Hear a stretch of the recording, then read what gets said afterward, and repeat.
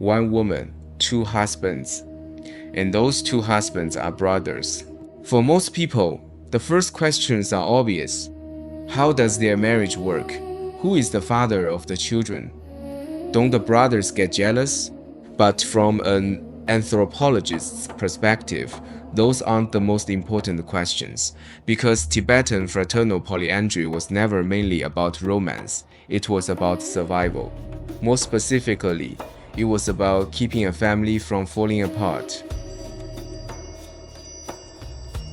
Imagine a family that owns one house, a piece of farmland, a herd of livestock, and they have 3 sons. If each son marries separately, the property must eventually be divided. The land becomes smaller. The livestock is split up. The house may no longer be able to support everyone. Generation after generation, the family's resources become increasingly fragmented. For farming communities living in harsh environments, that could threaten the family's future. So, brothers marrying a single wife was more than a marriage arrangement. It was a practical way to preserve the family's land and wealth. Many people believe this tradition existed because there were not enough women in the community. However, historical research does not support that explanation. Others think Tibetans simply had more open views about marriage. That is also misleading. Fraternal polyandry only existed in certain regions and specific families. Monogamy has always existed alongside it. So the real question isn't whether men were unable to find wives. It's why brothers sometimes chose not to marry separately. The answer lies in economics, not romance. At first glance, that seems like a better solution for each brother to marry separately while continuing to live together.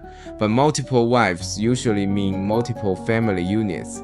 Each wife has her own children. Each branch eventually develops its own inheritance claims. Over time, brothers become competitors instead of partners. By sharing one marriage, the brothers remain part of a single household, one family, one inheritance, one shared responsibility.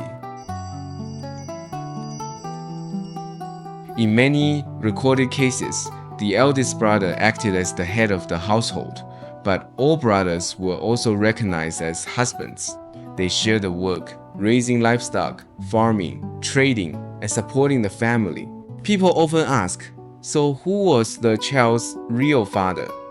In many traditional households, that wasn't always the central concern. Children could recognize all the brothers as fathers. This wasn't necessarily because nobody knew the biological father.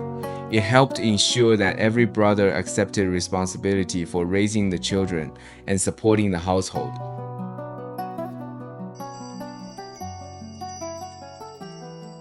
Some people assume having multiple husbands gave women more power. Reality was more complicated. More adult men did provide practical advantages. It meant more labor, greater economic security, and a stronger ability to support the family.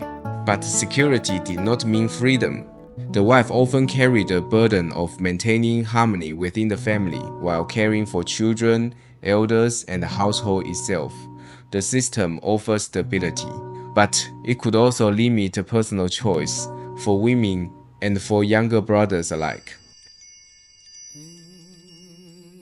As education expanded and more jobs became available outside agriculture, families no longer depended entirely on shared land. Young people gained new opportunities, women gained more independence.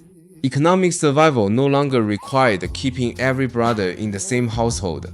As the economy changed, so did marriage. When people first hear about fraternal polyandry, they focus on the marriage itself. But the real story isn't about sharing a wife. What was truly shared was the land, the responsibility, the inheritance, the responsibilities, and the protecting a family from being divided.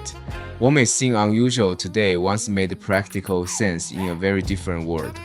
Understanding that doesn't mean we have to adopt the tradition. but it does help us understand why it existed and how deeply marriage can be shaped by economics, family, and survival.